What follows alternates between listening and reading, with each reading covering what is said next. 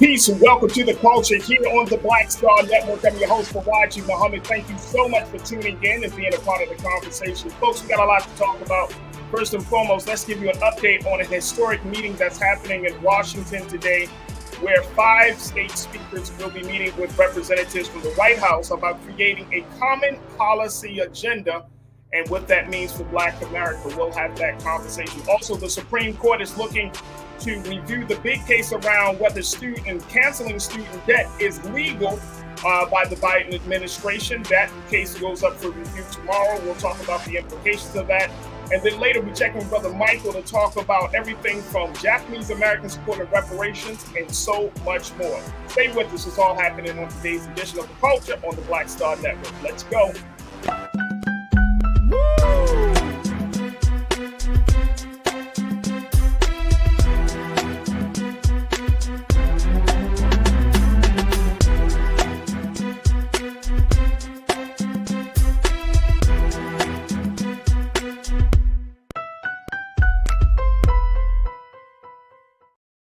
Folks, welcome to the culture here on the Black Star Network. I'm your host, Farajii Muhammad. Thank you so much for tuning in. Folks, let's jump right into it as we have some big conversations. First, want to give you a quick tidbit about an upcoming meeting that the White House has scheduled for 5 Black speakers of state legislatures. Folks, this is a big meeting, and we're seeing a lot of it. We're seeing some movement about some of the issues that are concerned Black America. First and foremost, let me just share with you what this meeting is all about. Take a look at this, folks.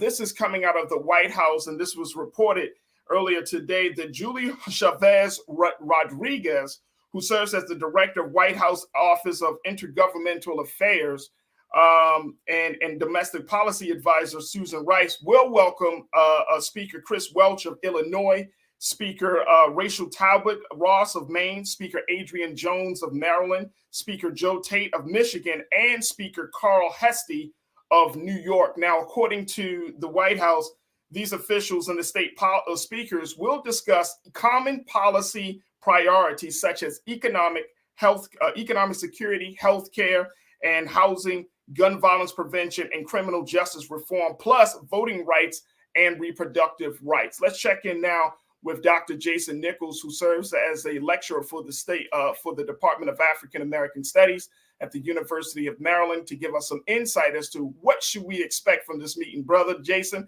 it's always good to have you on. Thank you so much, bro. Oh, you got you on mute, big brother. Oh, there we go. I'm on mute. There, okay. Now you're not. Okay, good to talk to you again. Talk to us a little bit about this situation, this meeting that the White House wants to have with these 5 speakers, Black speakers, historic speakers from these 5 different states. Well, I think it's twofold. I think one, the administration wants to get a little pat on the back.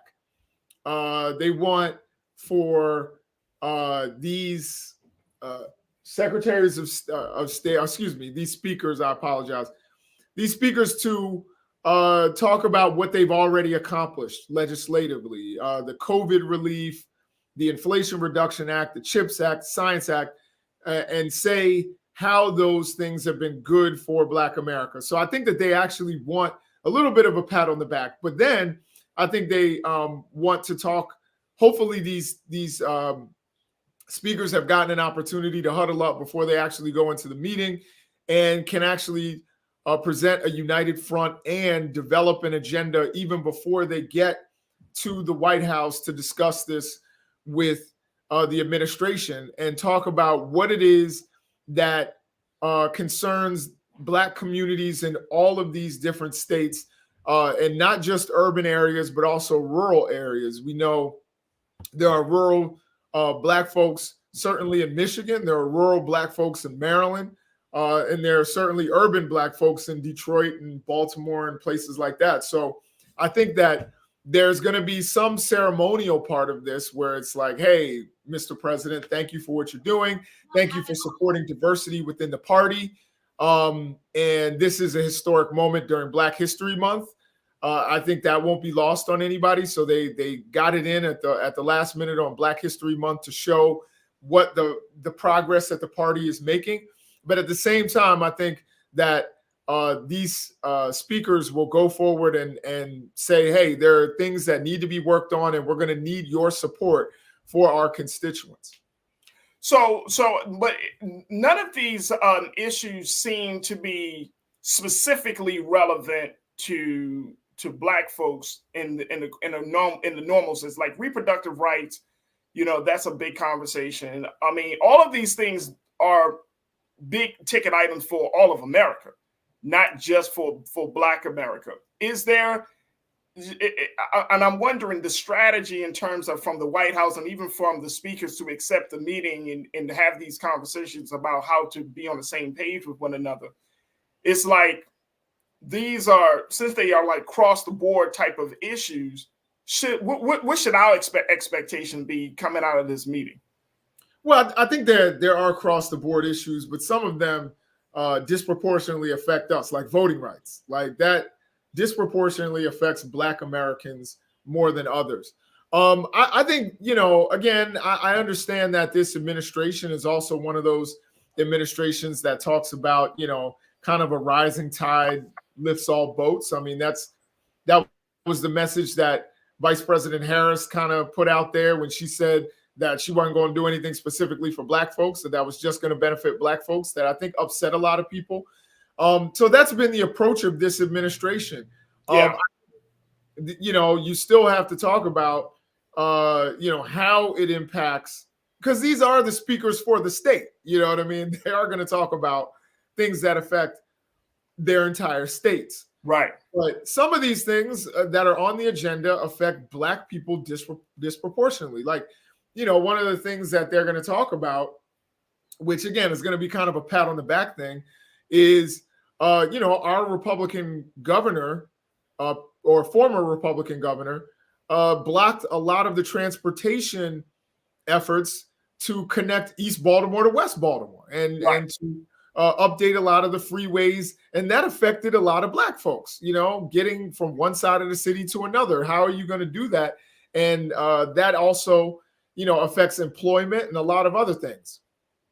So I think there's going to be, there's federal funding going towards that out of the infrastructure projects. I think they're going to get a little pat on the back. Ms. Jones, Speaker Jones, is going to say, hey, thank you for what you guys have been doing to remind, the backbone of the Democratic Party, which is Black folks, that they are keeping them in mind and they are working for them.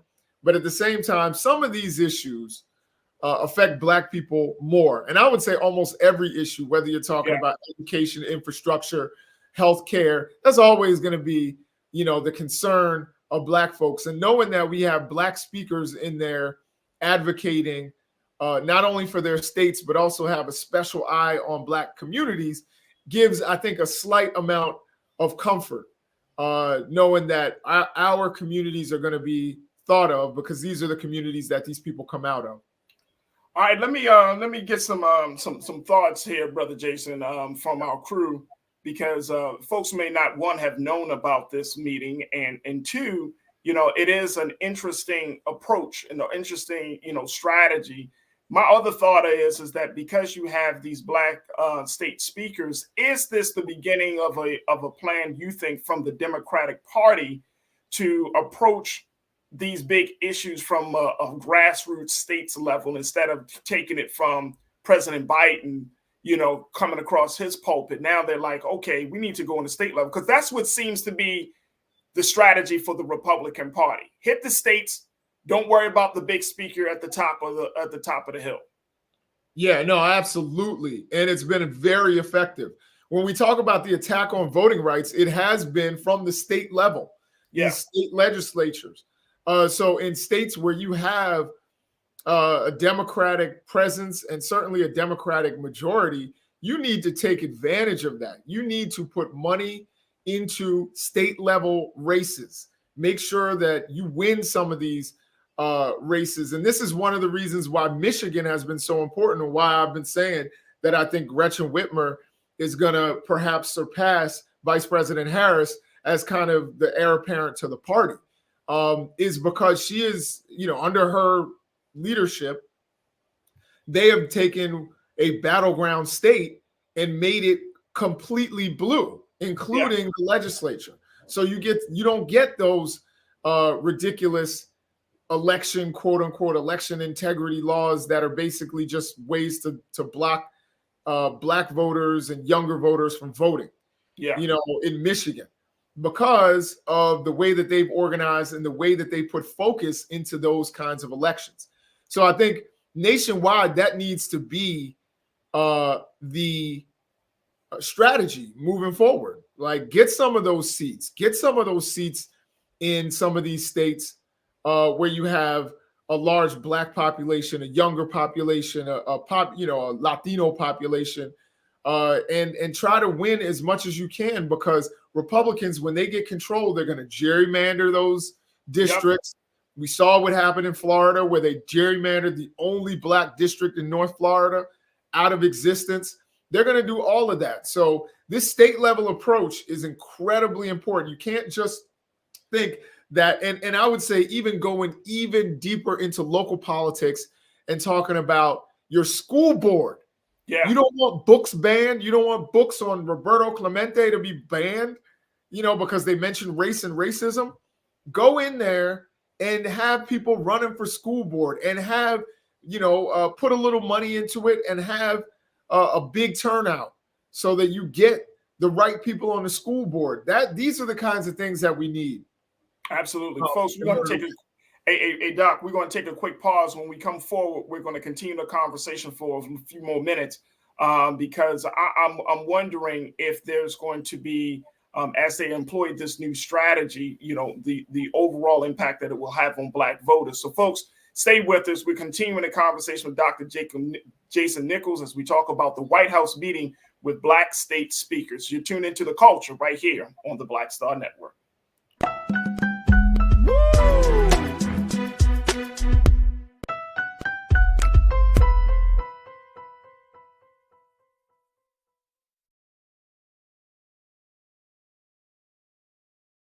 Black Star Network is here. Oh, no punch! I'm real revolutionary right now. Thank you for being the voice of Black America. All momentum we have now, we have to keep this going. The video looks phenomenal. See, this difference between Black Star Network and black-owned media and something like CNN. You can't be black-owned media and be scared. It's time to be smart. Bring your eyeballs home. You dig? When you talk about blackness and what happens in black culture, you're about covering these things that matter to us, speaking to our issues and concerns. This is a genuine people-powered movement. There's a lot of stuff that we're not getting. You get it, and you spread the word. We wish to plead our own cause. Too long have others spoken for us. We cannot tell our own story if we can't pay for it. This is about covering us. Invest in black-owned media. Your dollars matter. We don't have to keep asking them to cover our stuff. So please support us in what we do, folks. We want to hit 2,000 people, $50 this month, raise $100,000. We're behind 100,000, so we want to hit that. Y'all money makes this possible. Checks and money orders go to P.O. Box 57196, Washington, D.C. 20037-0196. The Cash App is $RM Unfiltered. PayPal is R Martin Unfiltered. Venmo is RM Unfiltered. Zelle is Roland at RolandSMartin.com.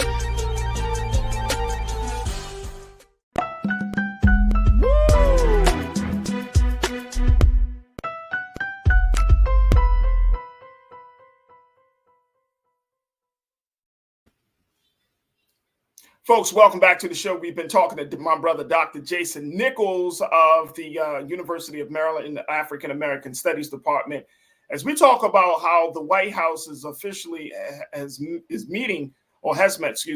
earlier today with state speakers from black state speakers from five states from around the country, as in an effort to create some common policies on a number of issues, including reproductive rights, gun violence prevention, voting, and so much more. So I wanted to just take a few minutes, and I want to bring Dr. Jason Nichols back into the frame here as we look at this to get a couple of thoughts from our crew. But, one of the big things that I wanted to, that I didn't see on the agenda, and maybe they just didn't put it out there for political reasons, that this could possibly, maybe, Brother Jason, be a little bit of a planning session preparing for 2024.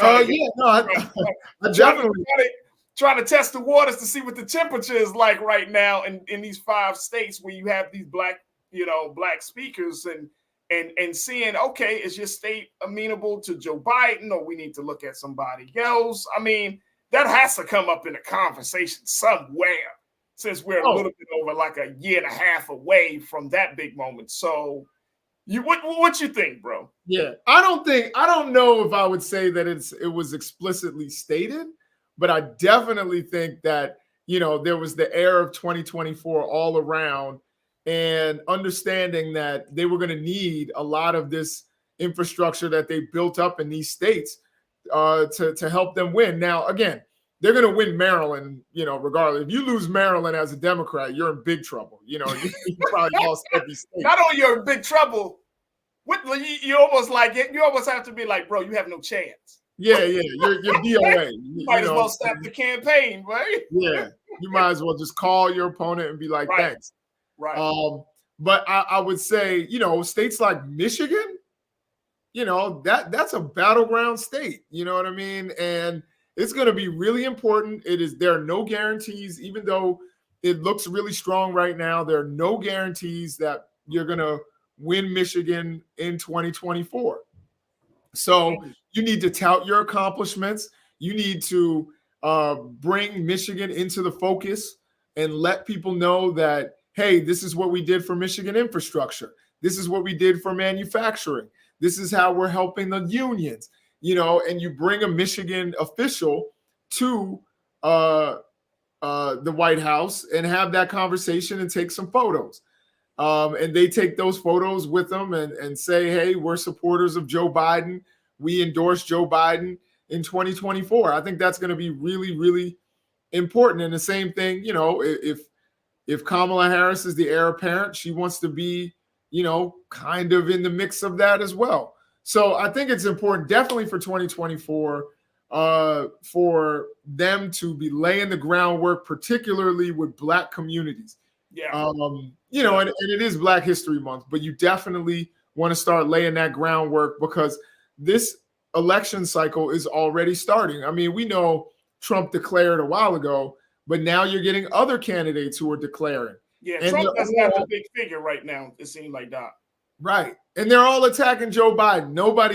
They're all afraid to talk about Trump, which is why Trump's going to win, by the way, amongst the Republicans in the GOP, is because they're acting like he's the big bad bully schoolyard and they're whispering his name.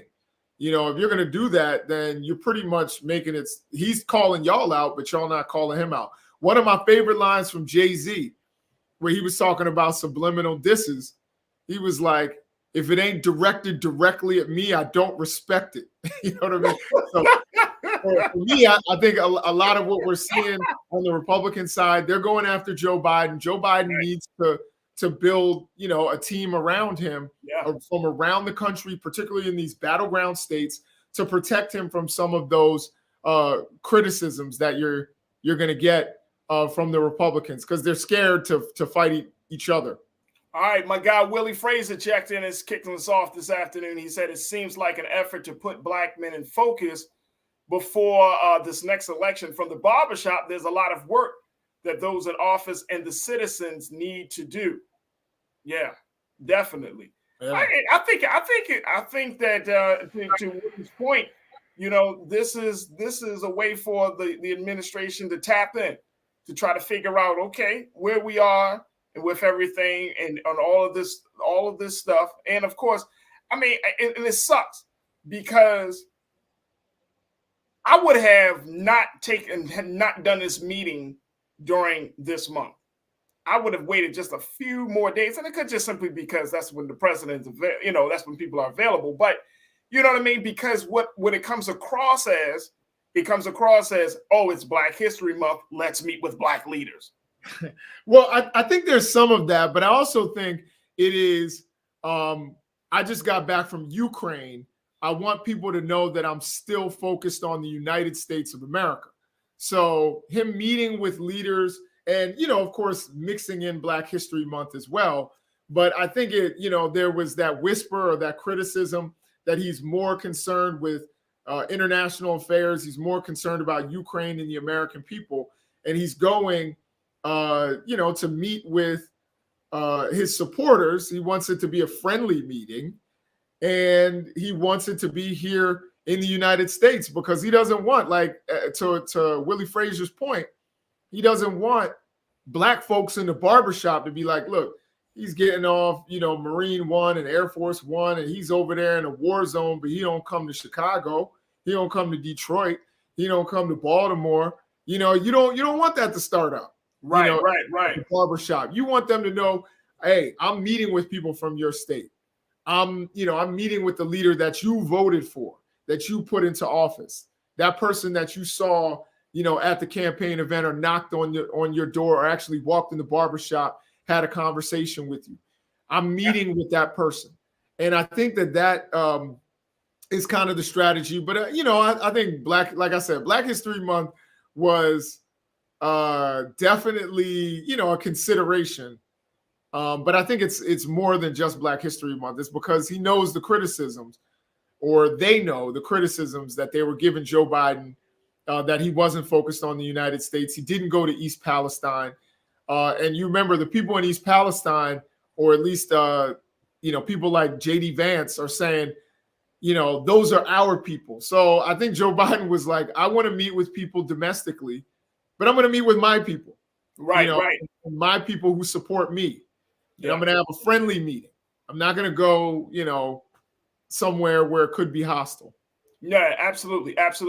Truth is power, my guy. You said it once again. We wouldn't be in this situation if we got out and vote numbers, and vote out numbers. We shouldn't be preparing for 2024. We should be ready for 2024.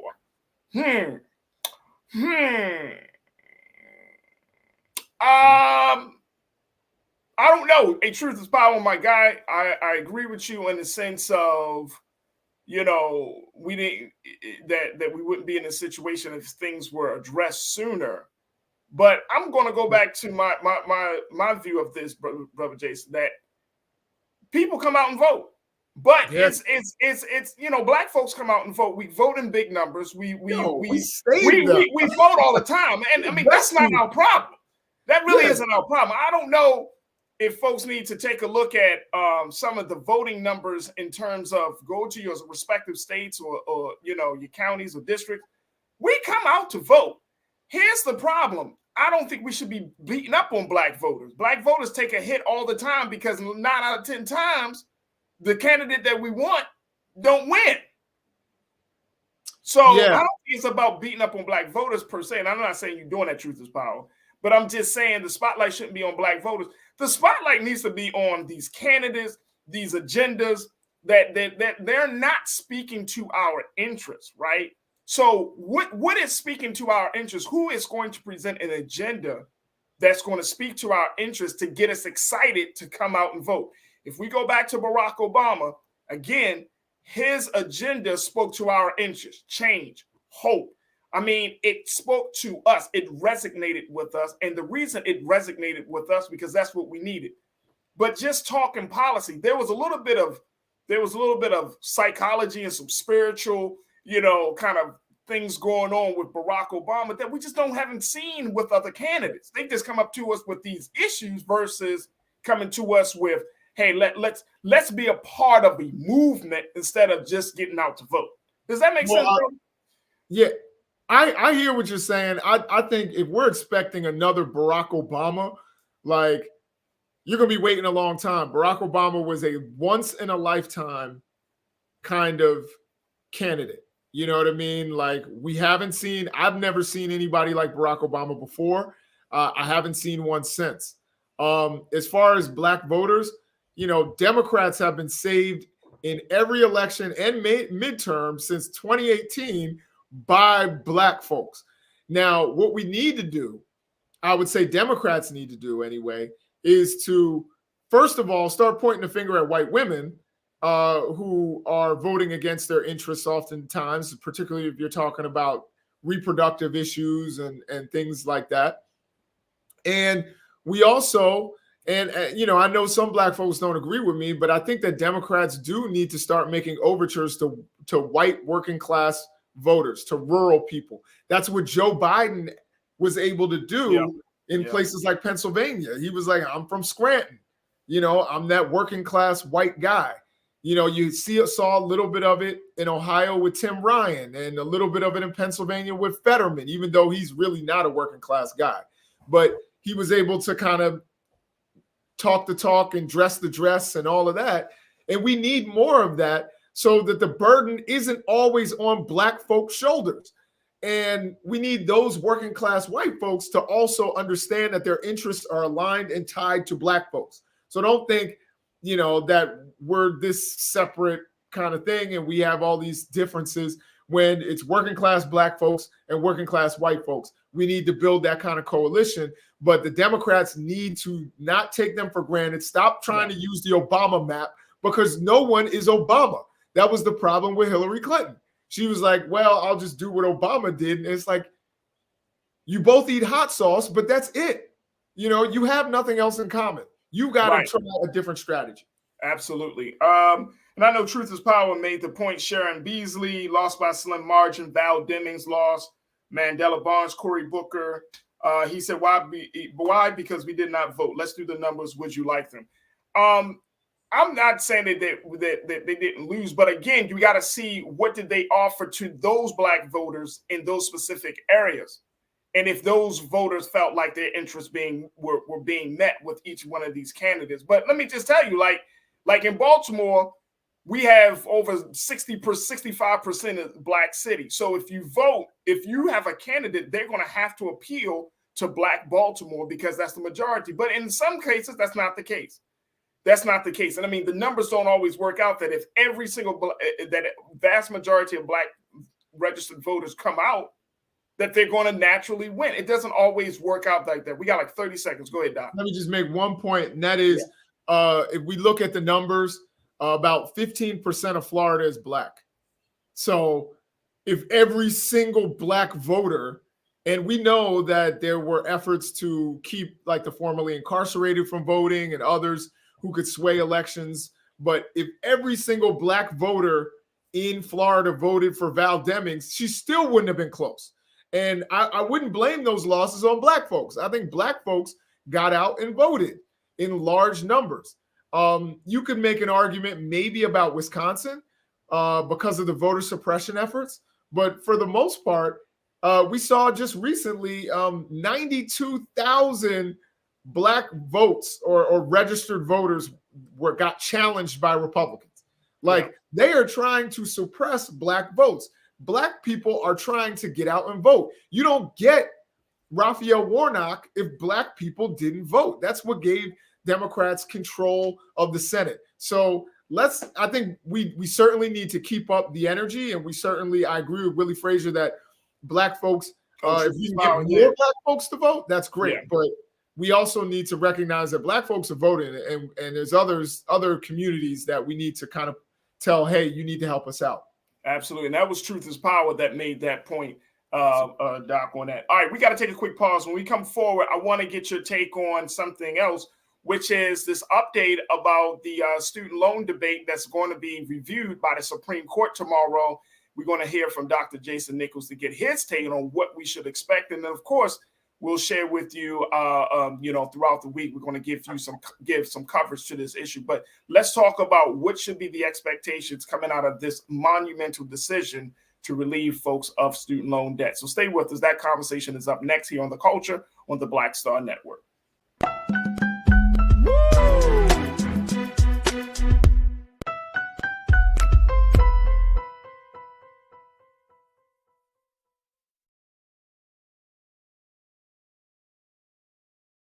Hatred on the streets, a horrific scene, a white nationalist rally that descended into deadly violence. White people are losing their damn minds.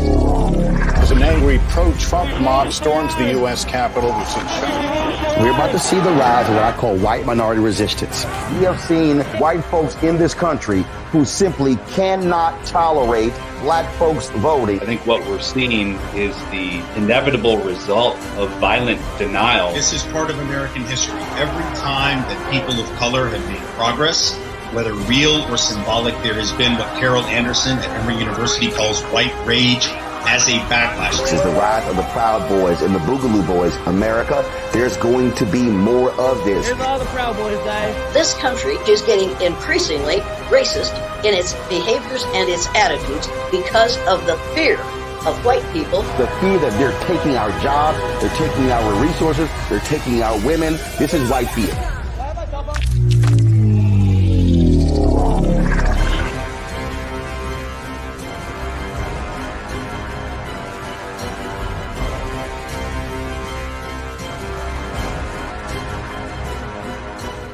Black Star Network is here.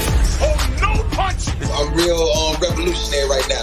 Thank you for being the voice of Black America. All the momentum we have now, we have to keep this going. The video looks phenomenal. See, there's a difference between Black Star Network and black-owned media and something like CNN. You can't be black-owned media and be scared. It's time to be smart. Bring your eyeballs home. You dig?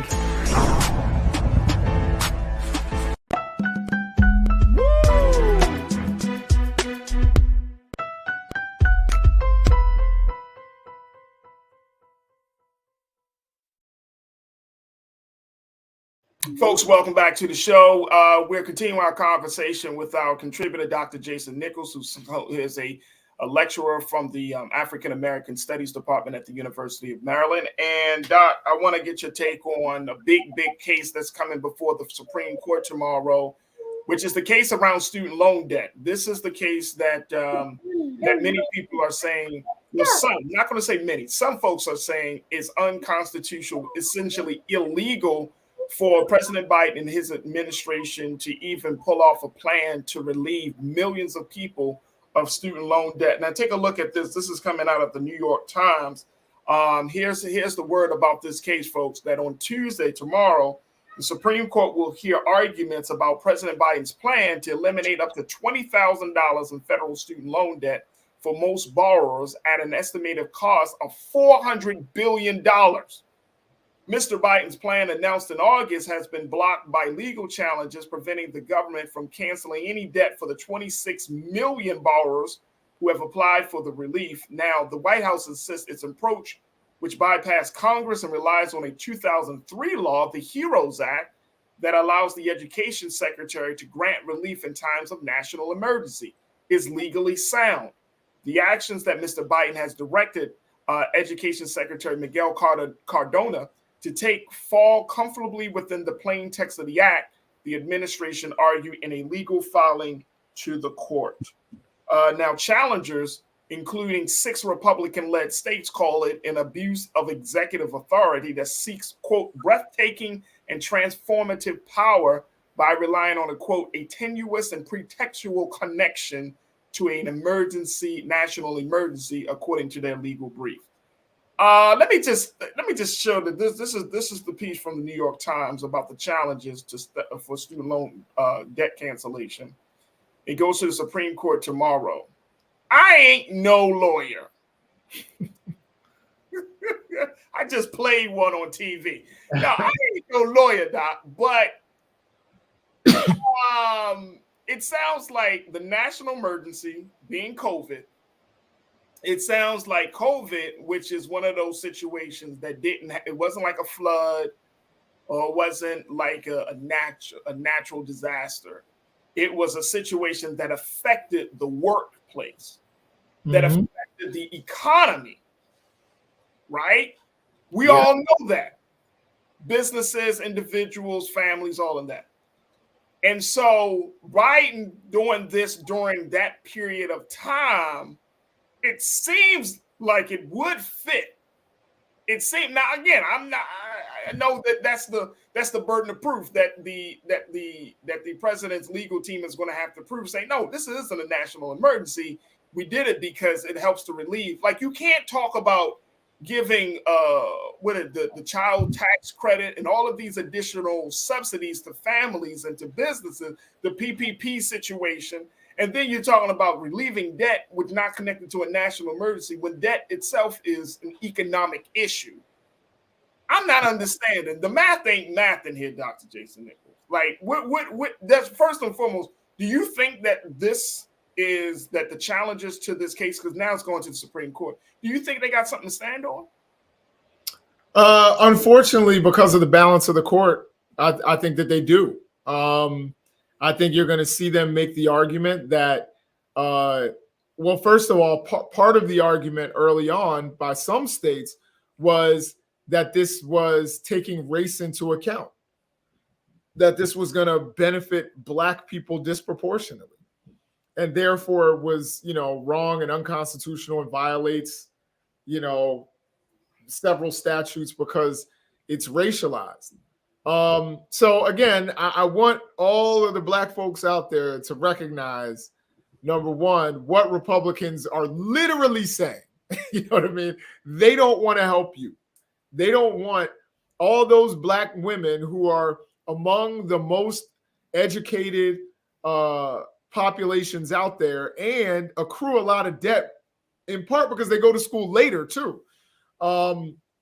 So, we really, really should be backing the administration and what they're trying to do. I honestly think they're going to lose this challenge, even though I agree with you that it's legally sound. There's no question the HEROES Act exists. And, it's pretty much, we know that COVID was a national emergency. And it makes perfect sense. We want people to be able to buy homes. We want people to be able to start their lives. Instead, people are going to fight against this. And I think it's really, really problematic. It's so problematic that it adds to the already, divisive partisan space that we find ourselves in, right? Now, my question to you, Doc, is for the Supreme Court to look at this case. What do you think is going to be the process for this case? I mean, you're right. This is why, the whole idea of, parties and judges is such a problem, because it takes away from the real issue, right? It takes the unbiased, it adds bias to the case. But what do you think this is going to be, the process? How long do you think this is going to be, reviewed by the Supreme Court before we actually hear something? That's hard to say. I think that, again, you're going to get a lot of advocacy from the people on the court. We have 2 of the 3 left-leaning judges are women of color. So they certainly know. And both of them, if I'm not mistaken, come from working class backgrounds. Right. So they took advantage of scholarships and Pell Grants and all of that, and probably came out of school with heavy debt that took them a while to repay. There's another thing that we need to remember is that for a long time, and this is the one issue I have with the administration's approach, it should also come with some sort of reforms to the cost of college. Because there was a time up until the mid 60s, college was pretty much free. Public colleges were free or low cost. It wasn't until Ronald Reagan and a few others who were trying to raise their profile. Ronald Reagan said that the California system should charge tuition in order to keep certain people out. And we know who certain people are. Right. And this is during a time where you had a lot of student activism. This is the time where San Francisco State created its Black Studies program. This is the time where the Panthers were on, just about every college campus in California. They didn't want Black people at UCLA. They didn't want Black people at USC or even at Cal State, Cal State Long Beach or Northridge or any of those schools. They wanted to, maintain it the way it was. directly after the GI Bill, where you had large amounts of white folks going to school. They could go to private schools because they got a loan from the government, essentially subsidizing them. And, public colleges were free already. But now, because of that, they've made it so that people accrue ridiculous amounts of debt where they can't even start their lives. They get a good degree. They even get a good paying job, And so this argument, you make a lot of money, but if I make, 80 grand, but I've got $400,000 in debt, how am I going to start my life? Right. We're talking about a declining population in America. That's something that I wrote about recently, is that America's population is declining. We're getting older, we're having fewer children, and people are going to continue to have fewer children if they can't afford them. Right. So I think it's really important that this goes through, but I'm not optimistic. I think it's going to get shot down by people like Clarence Thomas and others who don't have any empathy for Black people and Black women and others who really need this debt relief. Absolutely. And I think this is why McCall made the point that she made here, Doc. She says, so Republicans passed $1 trillion tax cut for the wealthy and wealthy corporations in 2017 when 45 was in office, and they were ecstatic, but they don't want student loans canceled. Yeah, no, that's basically, basically. Yeah, that's the case. That's the case. Look, folks. Let's not start to think that there are some people who actually work in government who are against the very people that they're supposed to represent. Yeah. So if we start with that premise, Doc, I say it all the time. Tell Black folks, don't be surprised about a double standard because we're Black. Like, that's been happening for years. So don't be surprised. You actually do have people in government who's supposed to be representatives of the interests of the people who are against some people getting proper representation and getting their interests met. Don't be surprised. Like, it exists, folks. This is why there are two major parties. And this is why we're in the conundrum that we're in. Go ahead, Doc. I was just going to say, this is, looking at it from a partisan aspect. Mm-hmm. Democrats do things for working and working class people, but don't communicate to them well. Republicans communicate to working and working class people really well, but don't do anything for them. Democrats need to find a way to communicate to working class people as well as get things done for them. Right. And people think that just because you went to college that you're some sort of elite. And college is where, was high school for my grandparents. You know what I'm saying? Like it's the equivalent now. Like college is not what it once was, where you pretty much were guaranteed you were going to be in the top half of the United States. That's not what college is anymore. It is literally the top of the bottom of the heap if you graduate college. And we need to treat it that way. Like that it's where other, generations were if they graduated high school. Absolutely. So we're going to keep our eye out on this. Of course, tomorrow, this is when the case is going to be reviewed by the Supreme Court. And then, of course, later on this week, Doc, we're going to talk about this, but this has major implications, not only around the conversation about student loan, but they even have major implications about how far the government can go to do things that we've been wanting this government to do for years. And it's just so interesting that, and I'm happy that they found this 2003 HEROES Act and pulled it out of the dust and wiped it off and said, you know what, we're going to do it right now. I'm happy about that, but I know that this is going to be a very, very big issue moving forward. Dr. Jason Nichols, always a pleasure, big brother, for checking in, being with us here on Mondays here on The Culture. Thank you, bro. Yes, sir. You already know, bro. Absolutely, absolutely. All right, folks, we got to take a quick pause. When we come forward, let's check in with my brother Michael in Hotep. Let's talk about Dilbert creator Scott Adams and his racist remarks that got the cartoonist in hot water. Stay with us. That conversation is up next here on The Culture on the Black Star Network.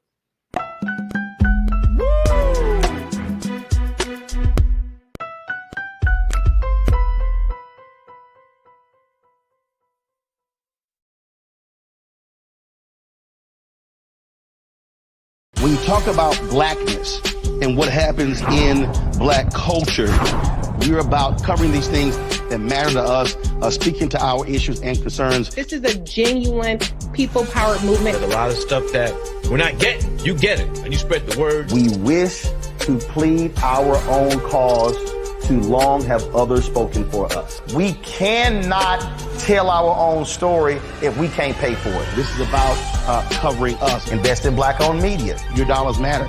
We don't have to keep asking them to cover our stuff. So please support us in what we do, folks. We want to hit 2,000 people, $50 this month, raise $100,000. We're behind 100,000, so we want to hit that. Y'all money makes this possible. Checks and money orders go to P.O. Box 57196, Washington, D.C. 20037-0196. The Cash App is $RM Unfiltered. PayPal is R Martin Unfiltered. Venmo is RM Unfiltered. Zelle is Roland@RolandSMartin.com. Black Star Network is here. Oh, no punch! I'm real revolutionary right now.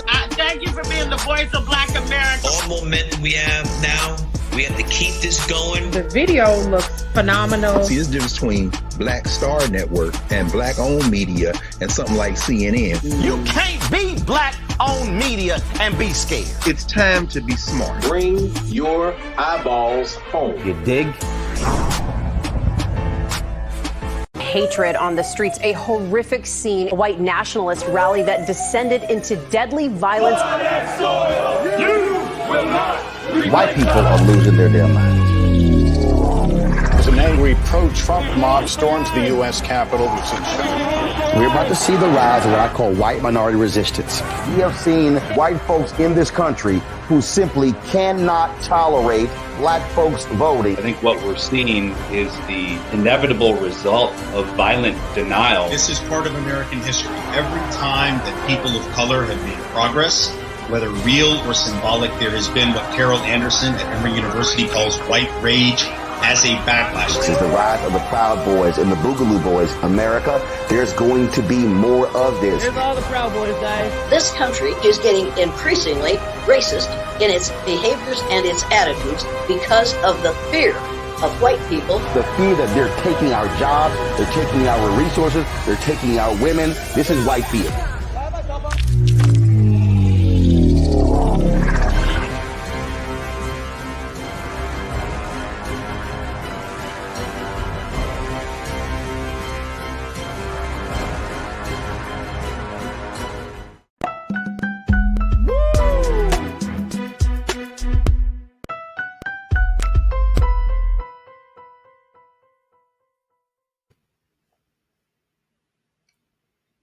Folks, welcome back to the show. Thank you so much for tuning in to The Culture here on the Black Star Network. I'm your host, Farajii Muhammad. Folks, let's shift gears into another conversation where the Dilbert comic strip, a comic strip that is seen widely across the country and around the world.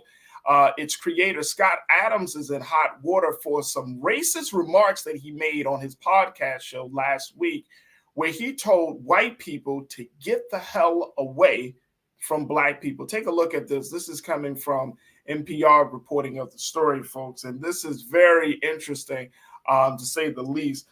So this is what this is the situation. The distributor of Scott Adams' Dilbert comic strip, Andrews McNeil Universal, announced yesterday it was severing ties with the cartoonist. Now, this came after Adams urged white people to get the hell away from black people during a racist rant on his online video program last week, during which he labeled black people a quote-unquote hate group.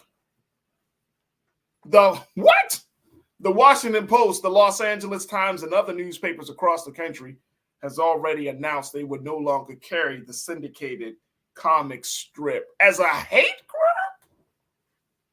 He even went as far as to say, folks, that black people are racist.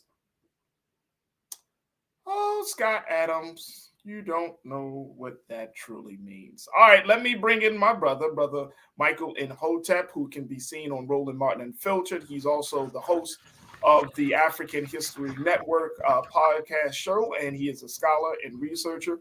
And he is looking at this, and he said, what is he saying? What say you, Brother Michael? Thank you for joining us this afternoon. When you heard about this, now, Dilbert, this is interesting. It's so funny that you brought this to my attention. So I say, let's go with it. Let's roll with it, right? Right. But what's interesting is that I remember listening to Scott Adams on another podcast, maybe like a couple of weeks ago, talking about why he decided to create Dilbert. Like he was in a low period of his life, and he always wanted to be a cartoonist, but he had to go in the corporate space, and then that came out of this situation.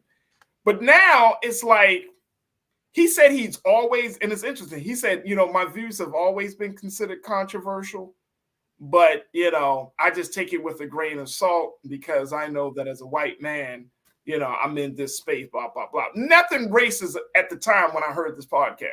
Right. But then to see this, it's like, wow. Okay, you really drunk that Kool-Aid. Now, he is a vocal supporter of Donald Trump, so that's one thing for the record. Mm-hmm. He also is, he goes along with the trope with that is used by conservatives and alt-right folks. It's okay to be white.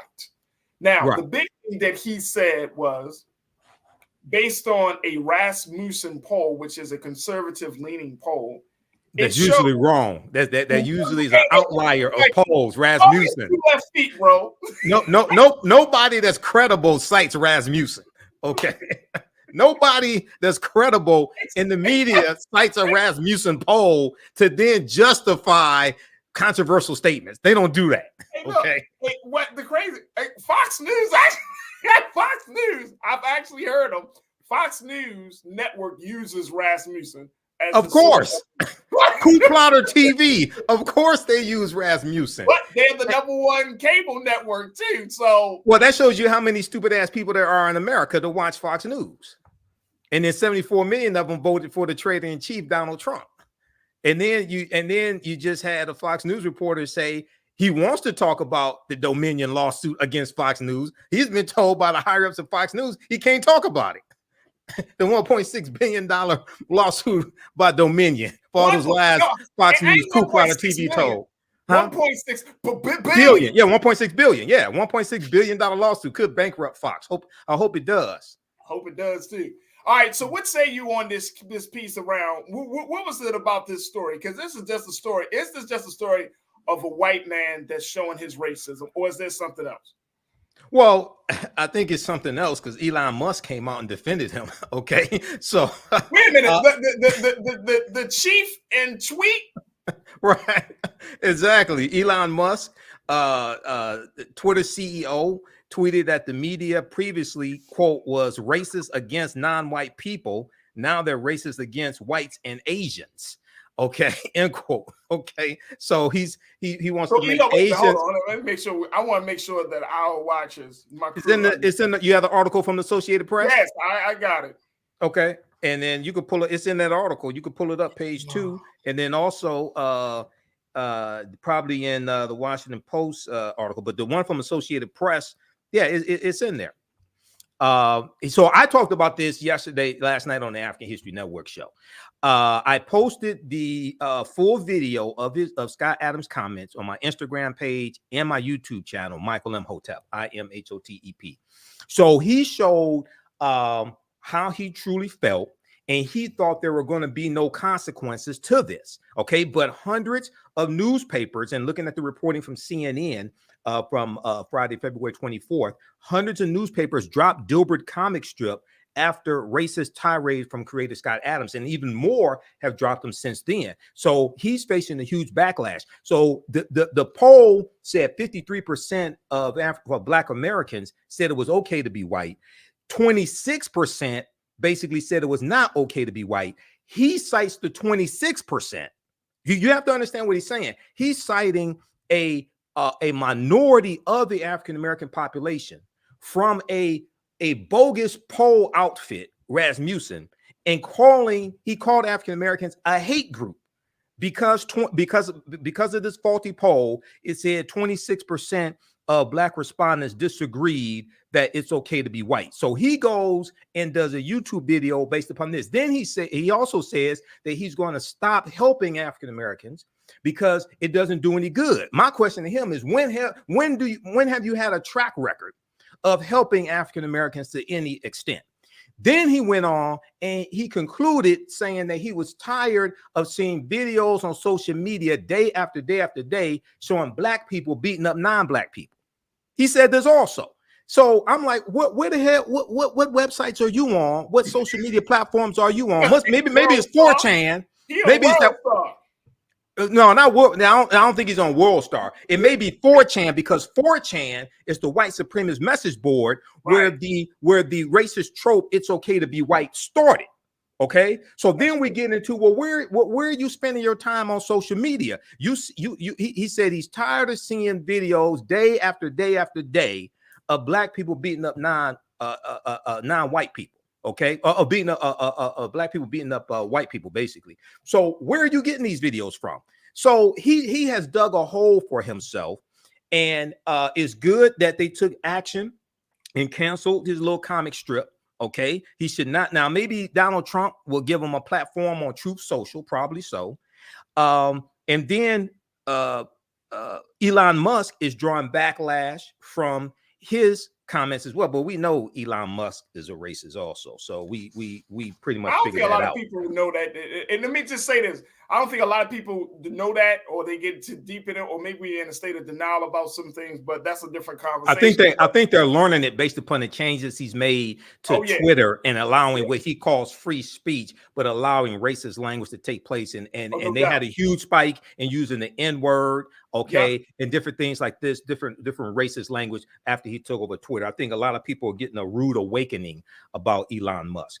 But let me just do this. We got a couple. Hey, Keenan, you got a little bit of this video of Scott Adams before we take our next pause. Let's play a little bit of what Scott Adams, the creator of Dilbert, had to say.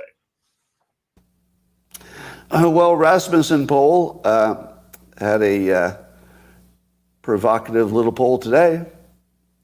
They said, do you agree or disagree with the statement, it's okay to be white? That was an actual question. Rasmussen asked, white and Black voters, and probably others, do you disagree or agree with the statement, it's okay to be white? 26% of Blacks said no. It's not okay to be white. 21% weren't sure. Add them together, that is 47% of Black respondents were not willing to say it's okay to be white. That's like a real poll. This just happened. Did you have any idea? Would you have imagined that could have happened? So I realized, as you know, I've been identifying as Black for a while, years now, because I like to be on the winning team, and I like to help. And I always thought, well, if you help the Black community, that's sort of the biggest lever. You can find the biggest benefit. So I thought, well, that's the hardest thing and the biggest benefit. So I'd like to focus a lot of my life resources in helping Black Americans. So much so that I started identifying as Black to just be on the team I was helping. But it turns out that nearly half of that team doesn't think I'm okay to be white, which is, of course, why I identified as Black, so I could be on the winning team for a while. But I have to say, this is the first political poll that ever changed my activities. I don't know that that's ever happened before. Normally you see a poll, you just look at it and you go, whatever. Oh, this is interesting what other people think. But as of today, I'm going to re-identify as white because I don't want to be a member of a hate group. I'd accidentally joined a hate group. So if nearly half of all blacks are not okay with white people, according to this poll, not according to me, according to this poll, that's a hate group. That's a hate group. And I don't want to have anything to do with them. And I would say, based on the current way things are going, the best advice I would give to white people is to get the hell away from black people. Yeah, he's an idiot. Now, according to this fake poll, hold on, 53%. Brother Michael. Hold on, Brother Michael. Hold on. I got hey, yo, crew. Wait, but hold on. No, I gotta take a pause. I gotta take a pause. I need a moment, man. I need a cup of coffee or something, man. I cannot believe what this dude just said. Right. This race thing is getting way out of hand, Brother Michael. It's getting way out of hand, man. Well, I'm serious. We got a serious problem with race. And this is what happens when you don't address racism for hundreds of years. When you just keep letting that shit just keep piling up. This is what happens. You got a grown-ass white man who says he identifies as black to be on the winning team. Yep. So which is ridiculous in the first place. I can't do it. All right, right. That's ridiculous. That's ridiculous in the first place. So this is thought. I gotta take me a break. Oh, okay. All right. Woo! That was a little Monday surprise. Folks, stay with us. It's a lot more to talk about with this situation. I need to hear what y'all got to say, crew. I need to hear that. Just stay with me. It's The Culture right here on the Black Star Network. Wow.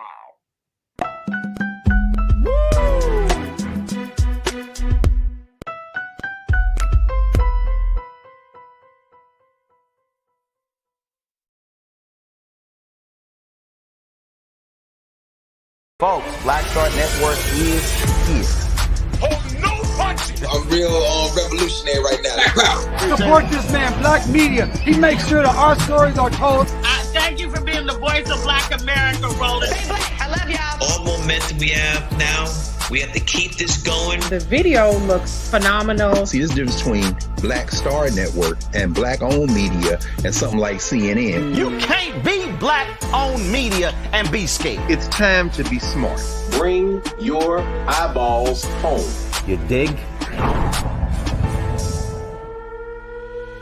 Pull up a chair, take your seat. The Black Tape with me, Dr. Greg Carr, here on the Black Star Network. Every week, we'll take a deeper dive into the world we're living in. Join the conversation only on the Black Star Network.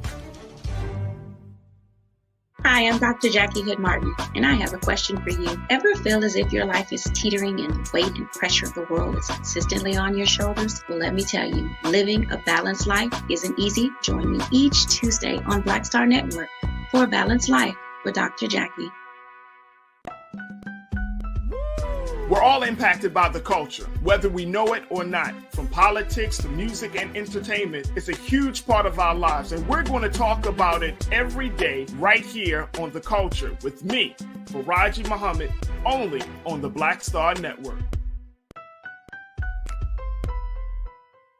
I'm Deborah Owens, America's Wealth Coach, and my new show, Get Wealthy, focuses on the things that your financial advisor and bank isn't telling you, but you absolutely need to know. So watch Get Wealthy on the Black Star Network.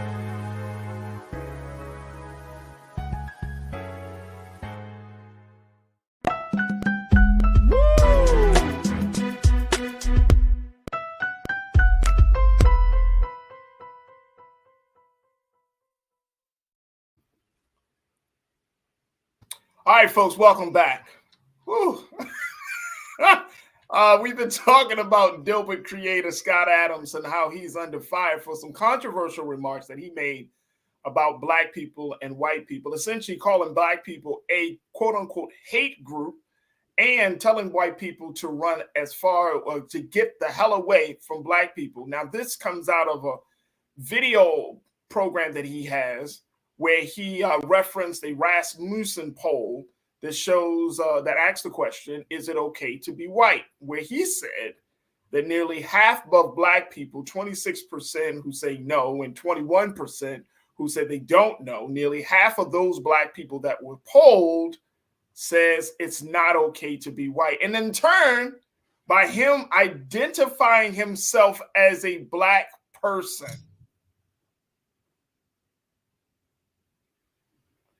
that he doesn't want to be associated or a part of any group of people that is not a winning team.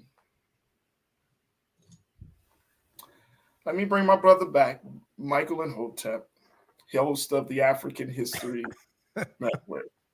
And look, I'm really, and you know, we can laugh and we can kind of like, what is going on? But the race question, brother Michael, the race issue in this country, you know, when you see this, when you see racial dolezal, the race issue is gotten so bad in this country where we become delusional, that we become this other thing. Like we just.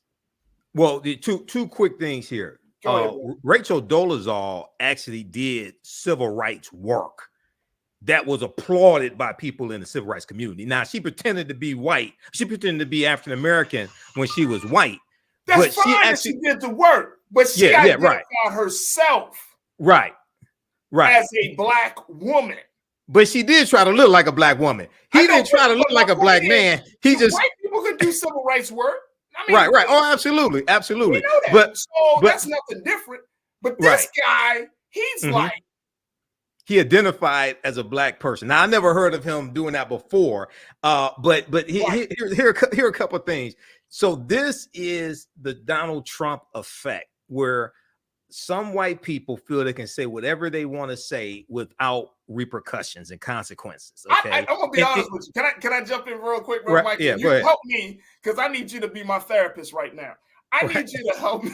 I need you to help me to understand. Like, you could say whatever you want. I'm still at the fact that how is he able to publicly and confidently say, I identify as a Black person? Right. Just stupid. He's stuck on stupid. Okay. And then he chooses to identify with a Black person as being Black. But then he also said that he's used his resources, things like this, to help African Americans. So now, if you have a history of using your resources to help African Americans, then you would meet a lot of them who are not against white people. For you to quote a fake poll like this, and then say you have a history of using your resources to help African Americans, that's a contradiction. Because if you actually have that track record, then you would meet a lot of African Americans who are okay with white people. They just don't like white supremacy and racism. They're against white supremacy and racism. Instead of just taking it from a poll and then automatically saying, I am from this day forward, am now no longer going to identify as a Black person. I'm going to identify myself as a white person because I don't. Instead of just, first and foremost, bro, you don't have, where are the receipts?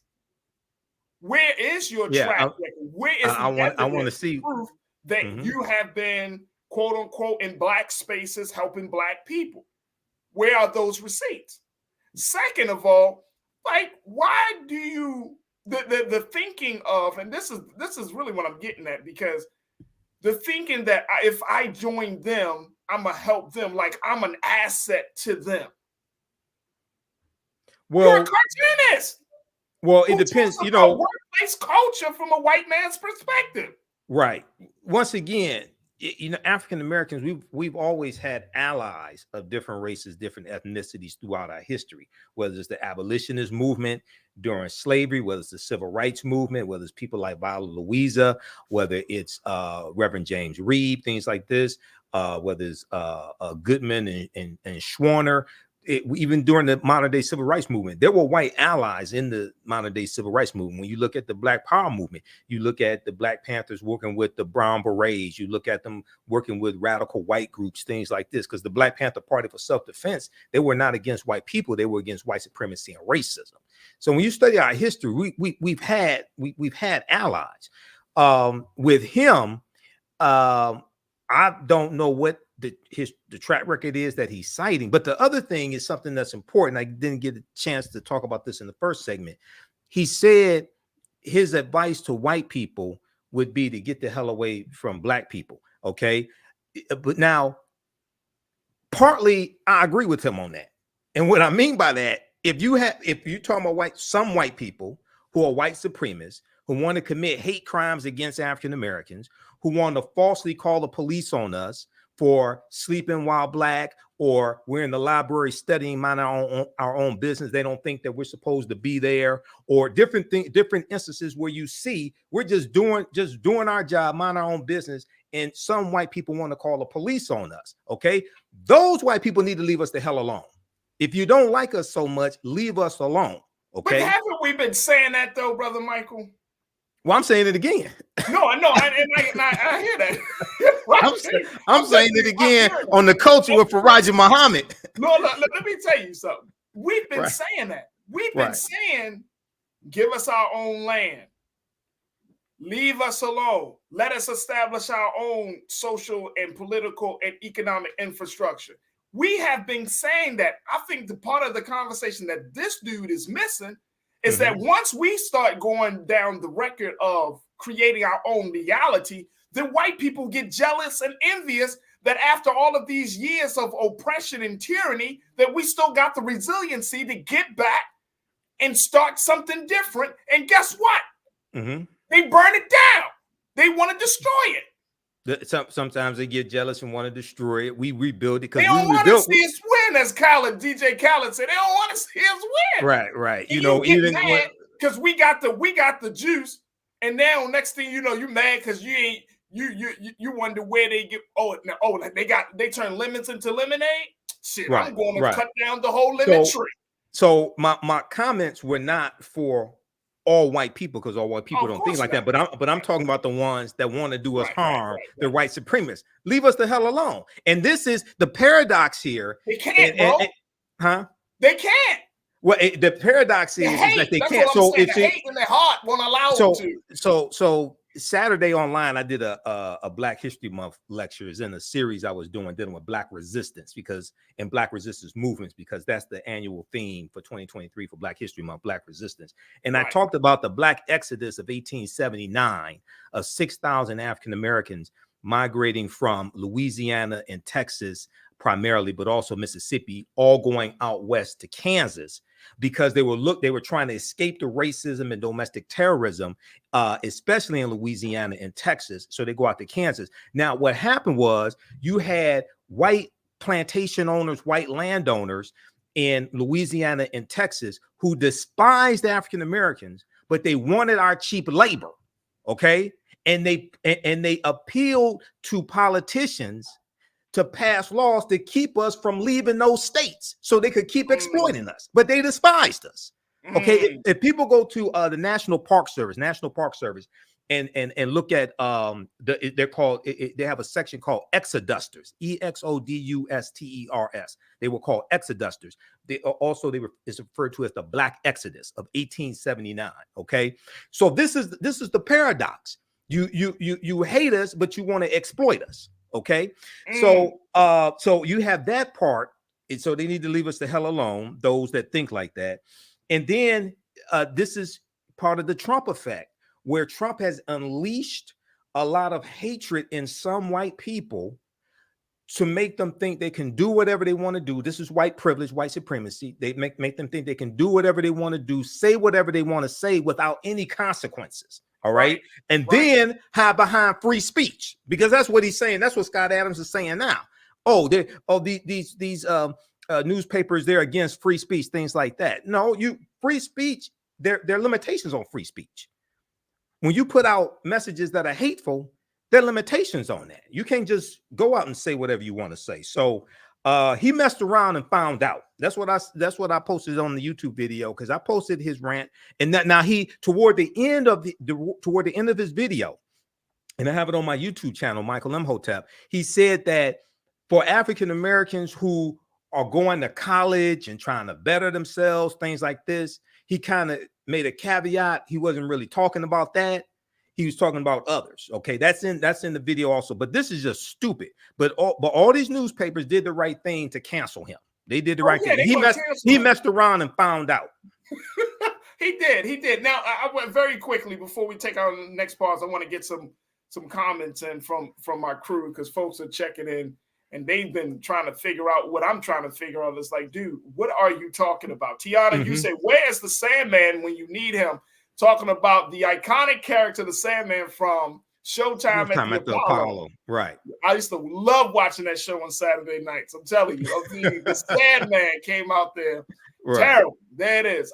Thank you, Tiana. Rodney, checking in. You said he sounds like a fool. He sounds like a complete fool. Yes, absolute fool. Rodney, thank you. Sandra, checking in. Sandra, you say, I cannot believe what I just heard, and he thinks he makes sense. That's the problem. Well, the reason why he thinks he makes sense, it probably is because of the people he spends his time with think the same way he does. So it's negative reinforcement of a stupid ass mentality. Tell me, there's a group of white people out there in America who I want us to parse this a little bit. There's a group of white people in America who identify as black because they want to be on a quote unquote the winning team. I don't know if I'm not saying they identify as black. I'm not saying they identify as black because they want to be on a winning team, but they will think the same thing from this poll from Rasmussen, and they will say, stay the hell away from black people. Okay, wait a minute. If you identify as black, if you say I want to be a part of this community, all it takes for you is one poll, and then you say I'm ghost, I'm gone, I'm done.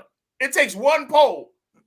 But according to this fake poll, the majority of African Americans say it's okay to be white. He goes with the minority. He goes with the 53%. He said 26. That says it's not okay, and they said the 21. That just means that they he said they didn't know. He said they didn't know. Don't know. Right. I don't know. They could be saying, I really don't understand your question. Right. It's okay to be white. Okay. They could be saying that. So he goes with the minority and makes this and then labels African Americans as a hate group. Okay, we don't have a history of enslaving over 4 million white people in this country. We don't have a history of lynching white people. We don't have a history of going and burning down white people's towns.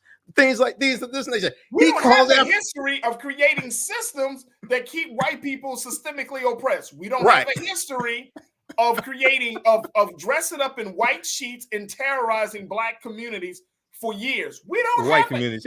Yeah, we don't have that history. We don't have this history. But see, now this goes back to our conversations dealing with Ron DeSantis down in Florida. Okay, because when you have people who are trying to pass laws to keep this type of history from actually being taught and discussed in schools, then what you're doing is you're setting up the next generation to be even more ignorant than the previous generation, okay, of all people. And, closing this out with Dr. Carter G. Woodson. Dr. Carter G. Woodson, who created Negro History Week, which became Black History Month, he was a historian. He had a PhD in American history from Harvard University.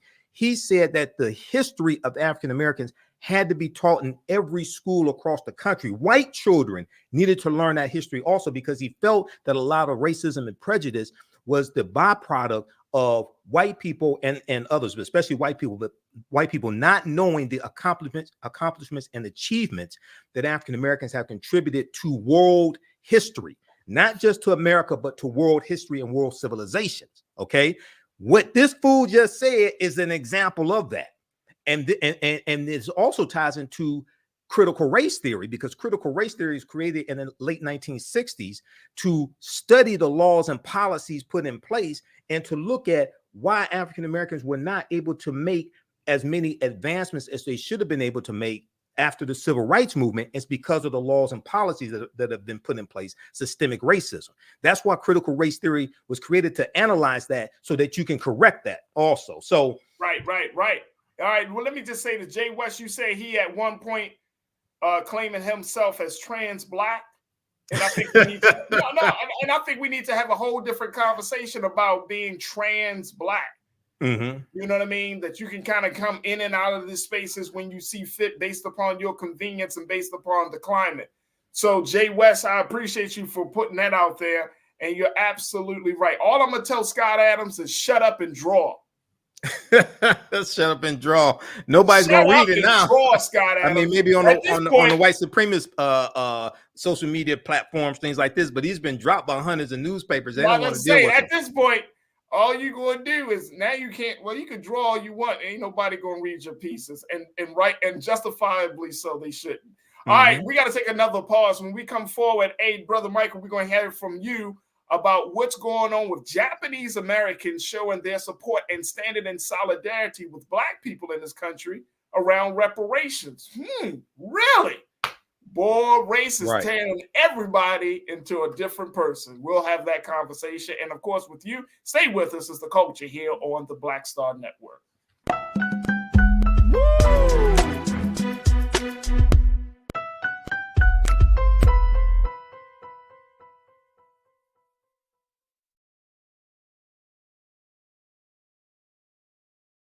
Pull up a chair, take your seat. The Black Tape with me, Dr. Greg Carr, here on the Black Star Network. Every week, we'll take a deeper dive into the world we're living in. Join the conversation only on the Black Star Network. Black Star Network is here.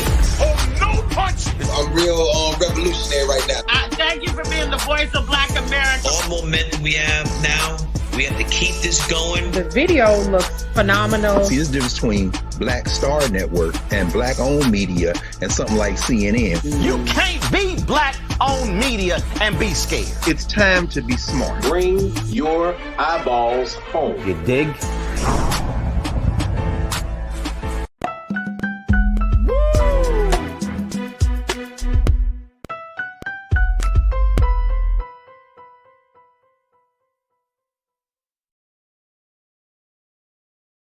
All right, folks, welcome back to the show. For our final conversation, we're tuned in, and I'm checking in with my brother Michael Imhotep, host of the African History Network show. You can find that on YouTube and on social media. But I wanted to have a conversation that Brother Michael, once again, he brought this to my attention, and I'm glad my brother did, where he talked about Japanese Americans and how they are making it clear that because they received some form of reparations, Black Americans should too. Let me bring my brother back into the frame around this. And Brother Michael, this is very, very interesting. When I read the piece that I saw, I was like, well, it makes sense. And it will I think this will take the conversation to the next level. Let me just share with y'all, with our crew, what folks are saying. Here's it is from AP. This is what's happening now, folks. Take a look at this. From California to Washington, D.C., activists are joining revived reparation movements and pushing for formal government and compensation for the lasting harm of slavery's legacy on subsequent generations, from access to housing and education to voting rights and employment. Japanese American activists in California are studying the landmark report issued by the California's task force and plan to reach out to college students, churches, and other community groups to raise awareness about why Black reparations is needed and how it intersects with their own struggle. All right, Keenan, let's stay right there for a minute. Then we'll share the second quote in a minute. But I want to go to you, Brother Michael, on this. This is very interesting because I remember, Brother Michael, when that conversation, and make sure you're not on mute, big bro. I remember, yes. There we go. When there was a conversation about the violence that was happening, that spate of violence that was happening against Japanese Americans in certain cities like New York City and other parts of the country, Black people, I remember having this conversation on this platform where Black people were like, oh, so the government can address the violence against Japanese, and we're talking about, supporting the Japanese community, but then we're not talking about what's been going on for Black people, which is understandable. But there were a lot of people feeling some type of resentment against Japanese folks for getting any type of government assistance or getting some type of policy to speak to their harm. Now, this is an interesting situation because you got Japanese Americans who are saying, look, we received reparations for what was done from our people from Pearl Harbor, from Nagasaki and Hiroshima, and all of that America has done. We stand in solidarity. How do you reconcile these 2 points, Brother Michael? Well, number one, people have to really understand the history prior to 1988. The first hate crimes act ever signed into law in the history of this country was signed into law in 1968 by President Lyndon Baines Johnson. It was part of the Fair Housing Act, and it was a result of the modern day civil rights movement, and it was largely for African Americans. That's the first hate crimes act ever signed into the history of this country. Then when you go and study why the Department of Justice was created in 1870 by Congress during Reconstruction, the Department of Justice was created largely to enforce the new rights that African Americans were getting and to prosecute those who were violating their rights. And this is why in 1871, you had the Ku Klux Klan Act, and then you have President Ulysses S. Grant that declares martial law in 9 counties in South Carolina to crack down on the Klan, and you had Klansmen prosecuted by the Department of Justice. When we look here at what Japanese Americans got, first of all, it's important to understand which Japanese Americans got a one-time payout of $20,000, which totaled over $1.6 billion. It was approximately 82,250 Japanese Americans. It was not all Japanese Americans in the country. It went to those directly who were put into those internment camps during World War II, about 1941 and 1945 or so. And it went to those who had to be evacuated. Okay. So this past Congress, now I posted this link here from justice.gov. If you could pull that up, that explains exactly what happened. That's from the Department of Justice. 10-year program to compensate Japanese Americans interned during World War II closes its doors. So this wasn't, you can zoom in on that. This was an act of Congress. It only went to those who were survivors of the internment camps. Now, members of the Congressional Black Caucus at this time advocated for this also, this restitution. Then so this was 1988 that this bill passed. They left a 10-year window for people to make claims. In 1989, the Honorable John Conyers from Detroit introduced H.R. 40 to have a study done by the federal government on the harms of that slavery has done and the consequences of slavery, the legacy of slavery to African Americans. So that was the year after this. Now the problem is based upon Title VI of the 1964 Civil Rights Act, Section 601, non-discrimination and federally assisted programs. Race-based programs are illegal at the federal level. You also have a similar law in California, which is why the California Reparations Task Force is prescribing their reparations based upon lineage, as opposed to just race, just being Black. Okay, right. So they can get around that and withstand court challenges, because whatever they pass will be challenged in court. You have to be able to withstand court challenges. That's all you have to understand law. Now, the problem with us is that all of the last of the former slaves died in the 1950s. So our situation is different than Japanese Americans, because that restitution only went to those who were directly harmed. For us, all the last of the former slaves died in the 1950s. So this is why you're going to have to approach it differently. And what will be what California is doing is probably what will be adopted at the federal level. If something is adopted, you have to do it by lineage. But the most important thing that we have to understand is that this is not about a check. This is about comprehensive reparations. And if you read the 500-page study, that the California Reparations Task Force released in June of 2022. And I'm posting here in the chat the article from the Washington Post that breaks this down, and it has the link to the 500 study, because I've gone through it and read part of it. We have to have comprehensive reparations. So the laws and policies that have been put in place and still remain in place that have maldistributed wealth, power, and resources into the hands of Europeans, you have to change those laws and policies. Yep. This is why you have to understand the history of what's happened, because if we all got $1 million a day, you and I both know white people will have it all back by this time next week. And the only thing you would have done is stimulated their economy, but the laws and policies that maldistributed wealth, power, and resources into their hands in the first place will still be there. Okay. Let me throw this out there as well, Brother Michael. And I'm glad that you're bringing these points up. One of the things that was said was referenced is this Pew Research Center poll that was done about the issue. Right. Take a look at this, folks. Only 30% of U.S. adults surveyed by the Pew Research Center in 2021. And Keenan, let's pull this second quote up for me, please. Thank you, bro. Only 30% of U.S. adults surveyed by the Pew Research Center in 2021 supported reparations for slavery. That was in 2021. That's 2 years ago. 77% of whom were Black Americans. Wow. That was 2 years ago, folks. Support among Latinos and Asians were 39% and 33% respectively, and white Americans had the lowest rate of support at 18%. Now, some advocates said that the idea of reparations for the World War II incarceration camps was once considered outlandish. But many, take this look, I want y'all to listen to this, y'all. Right. Many young third-generation Japanese Americans were inspired to mobilize from civil rights and ethnic pride movements, including the Black Panther Party and the Brown Berets, who promoted Chicano rights. Look, folks, look at this.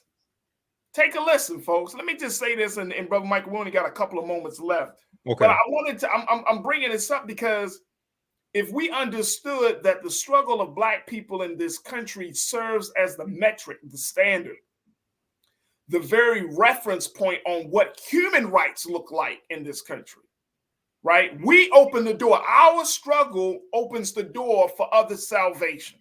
Right. And so for the fact that you got third generation Japanese Americans, young Japanese who are learning about the Black Power movement, the Civil Rights movement, they're learning about all of these movements of Black liberation that are saying, look, this is similar to what we experience. This is eye-opening on so many levels. And this is why Chris, my guy, Chris Big checked in. He said something, and I'm a true, and I'm in total agreement with him. Chris, you made the point. You said the benefits, let me just make sure. Let me make sure I'm pulling this up. You said, Chris, that in order for movements to be successful, that they must be diverse. And for a situation like this, for Japanese people, some Japanese, of course, not across the board, but some Japanese Americans saying, we want to support this. I think, Brother Michael, this pushes the priority up a few notches to get people to understand.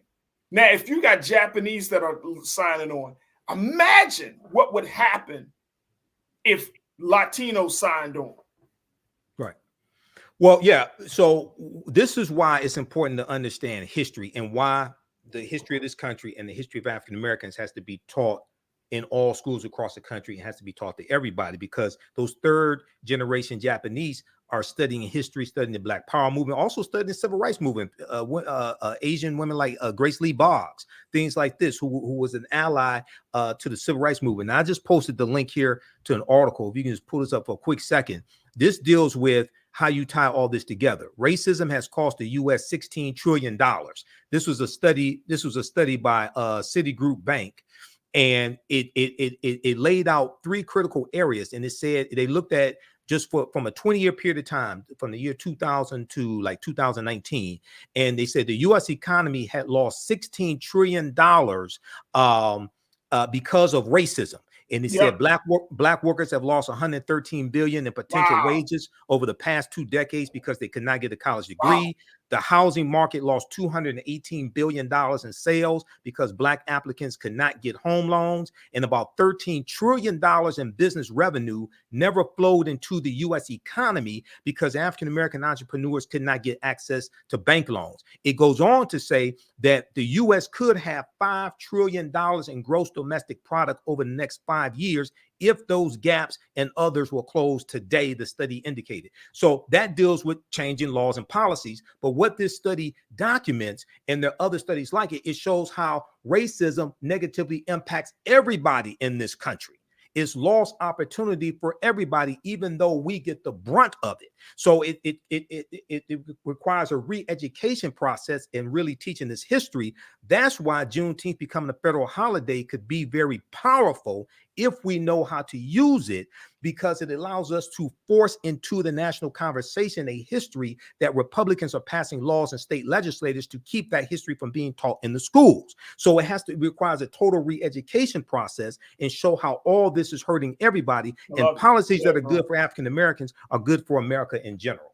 Come on, there it is right there. Look, we're going to end it right there. Hey, Brother Michael, I'm so happy that you brought this topic. I'm serious, brother. I didn't see this, so yeah. I'm glad that you were like, hey, Farajii, we need to talk about this. I'm on to about 35 different news sources on a daily basis. Hey, bro, and I'm always consuming, but this is great. This is great, man. And I think it's going to push the movement. I think it's going to push the conversation further along. I think it's going to, and it's a huge. This uproots white supremacy on so many levels, brother Michael. You know it, and I know it. You're starting to see Japanese. You got, of course, Black folk. If we start to see more groups of people standing behind Black folks and saying, yeah, their struggle is our struggle. Oh, right. Oh, right. Brother. Exactly. Like, it's the sky's the limit. Look, we got a couple of seconds left. Talk to us about the work you're doing.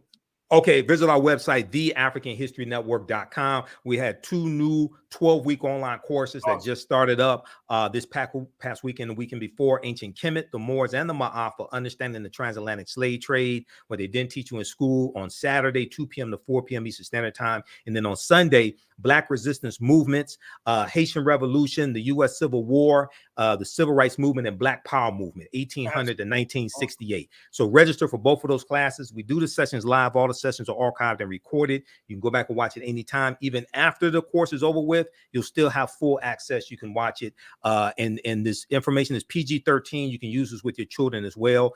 Register at our website, theafricanhistorynetwork.com. There it is, Brother Michael and Hotep. You can see him on Mondays here on The Culture. You can also check him out on Roland Martin Unfiltered. Yeah, on Fridays. And so we're so happy he's able to spend some of his time and, most importantly, his brilliance with us. Thank you, Brother Michael. Oh, thank you, brother. Thank you, Farajii. Peace. Peace, brother. All right, folks, that's going to do it for us. I thank each and every one of you for tuning in. I want to thank my crew, Joel Keenan. I want to thank my control room.